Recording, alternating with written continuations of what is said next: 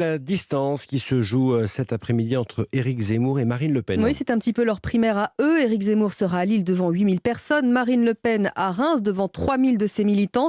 L'enjeu est de taille pour les porte-étendards de l'extrême droite qui, à eux deux, représentent plus d'un tiers de l'électorat. D'ailleurs, le ton est monté hier entre les deux candidats. Emmanuel Macron, lui, n'est toujours pas déclaré officiellement, mais il a ses 500 signatures. Oui, et pour le chef de l'État, le moment d'entrer officiellement en campagne n'est pas venu.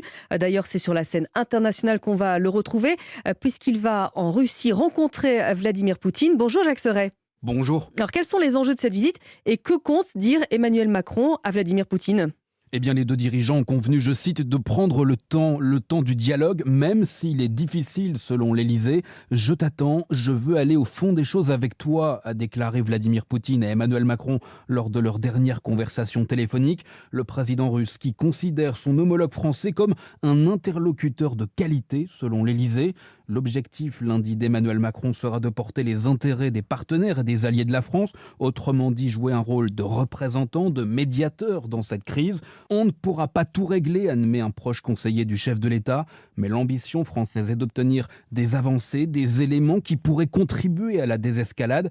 L'une des exigences de Paris, c'est que la Russie n'effectue aucune incursion en Ukraine. L'Ukraine, justement, Emmanuel Macron s'y rendra à la suite de sa visite en Russie. Il espère apporter des réponses, des garanties de sécurité à Kiev. Les précisions de Jacques Serret du service politique d'Europe 1.